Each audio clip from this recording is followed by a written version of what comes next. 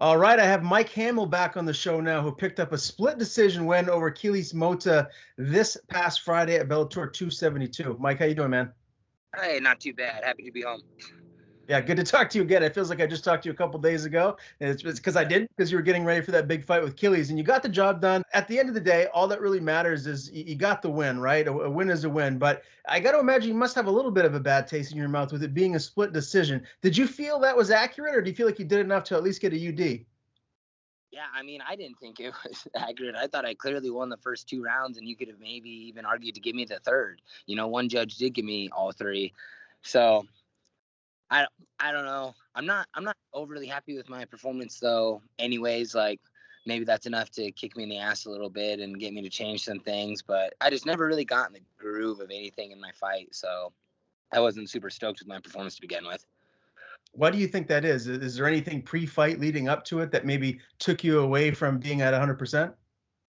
Yeah, I mean, I was not 100% in the cage. I've actually got to meet with a doctor here next week. I've got two partially torn rotator cuff muscles in my left shoulder, so that it was just a shit camp to be honest.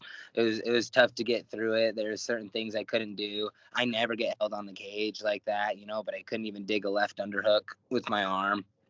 I felt like my shoulder was going to pop out of place. That's mainly why I fought orthodox. So that I always felt like in camp, if I threw my left hand and it didn't land, it would almost give me like a dead feeling. It'd feel like it was popping out.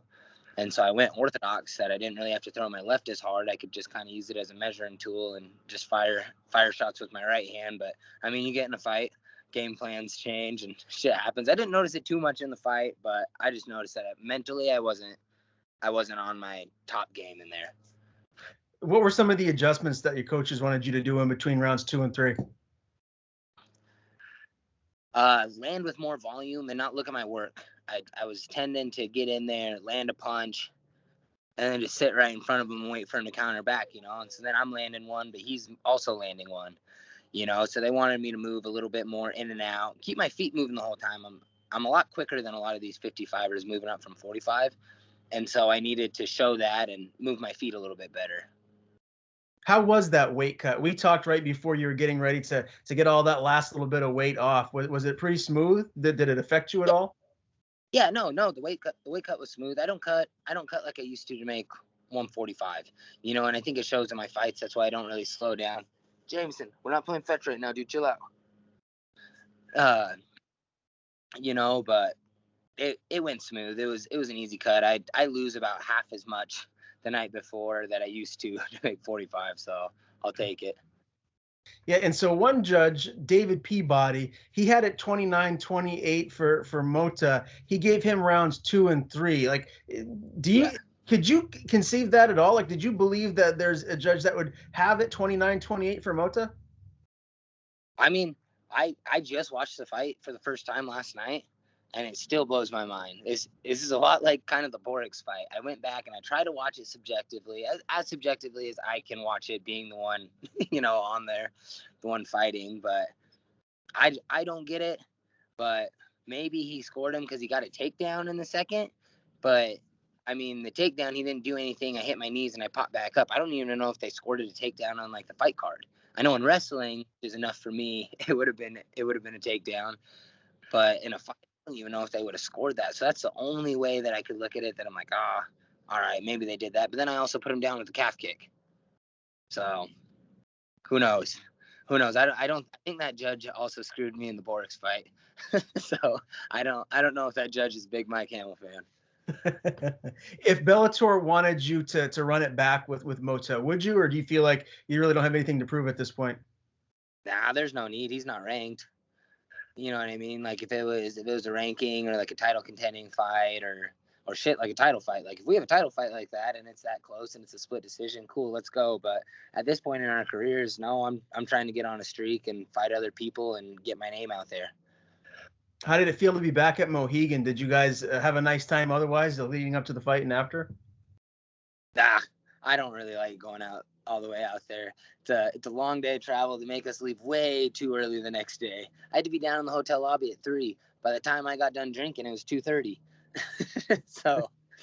So no, I am not a big fan of going all the way out to Mohegan. Bellator is underutilizing me, man. They need to fight me out in Arizona or out in California or something where my fans can travel. I've got some awesome fan base. They're loud, they're rowdy. A lot of them come. So you fight me all the way in Connecticut. Not too many of them are going to make that trip, but you get me here at Talking Stick Arena in Phoenix. It's going to get wild. Yeah, I can only imagine. Well, what's the plans for you now during the holidays? You got Christmas, the New Year is right around the corner. Are you just going to take a little bit of time off, spend it with your family? Or are you diving right back into training? No, I'm definitely taking some time off. Like I said, it was a real shit camp.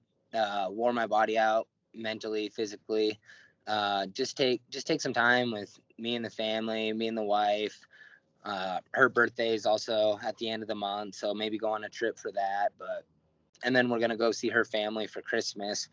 So right now I'm in get healthy and fight camp, or not fight camp, get healthy and be in fat camp. And then I've been eating like food's gonna leave me soon. You mentioned the issues you were having with your shoulder there, your rotator cuff. Is it surgery on the table? Is that something that could potentially happen, or? So yeah, so that's definitely on the table.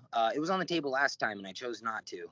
I thought that with rehab it would fix it and everything. So I got to go back, talk to the doctor. He's a really good surgeon. He's worked on some high profile MMA fighters before, and so go with him and kind of see what he wants to do. Last time he didn't want to do it because I'd already had surgery on that shoulder before back in college, and he says that they normally don't recover the same, but hell, I'm pretty young and I work like a horse, so I think it doesn't really matter. If I want to come back and I want to get that thing at 100 after surgery, I'm going to be able to. It's just whether or not we want to go underneath the knife. Gotcha. Makes sense. So hopefully, you guys obviously will make the right decision for what's best for you moving forward. Now, I don't know if you saw or not, but Bellator's rankings just came out earlier today. Number 10 is Alexander Shabili, 9 is Aviv Ghazali, and 8 is Miles Jury. Do any of those names really excite you for a next opponent? Do you feel like, one of those guys makes the most sense, or is there someone else on your radar? The only person really still on my radar in that weight class is Usman. That's one I want to get back. I didn't like how things went. I didn't like how things were going in the fight. And so that's the only one that's really on my mind. Besides that, hell, keep fight. As long as they keep me busy, as long as I'm getting at least 3 fights a year, if I'm healthy, it doesn't matter who they put in front of me, to be honest. I think Shabili would be an interesting matchup. We just fought on the same card. He's typically a striker, but I haven't watched the fight, but it seemed like to me he kind of won by wrestling up Bobby, right? Mm-hmm. Yeah. Yeah. So I don't know. If he thinks he's a good wrestler, we can try it out. Killys thought he was a good wrestler, took and held down everybody else he fought, and he couldn't hold me down. So we'll be all right. All right. And are you thinking maybe April time frame would make sense for your next fight? I mean, does that make sense, or do you feel like it could be even longer than that? So, like I said, it kind of depends what the doc has to say next week. So, at the end of the day, I need to be healthy. This fighting game is about longevity. It's not about making as much money as I can and getting out of there. Because let me tell you, I'm not making enough to get out of here yet, anyways. So, I gotta go back and I gotta make sure that I'm going into these fights 100%. I can't be fighting top guys in the world with one arm. It's just not gonna work out for me. I'm not that good yet. I can't be beating people with a bum limb. So I gotta go see what that is. But say he says that it's good, I just need a couple weeks of rehab. I'm gonna do that couple weeks of rehab and I'm gonna get into a fight afterwards. I'll fight in March. March probably would be the earliest time I'd like to get a scrap in.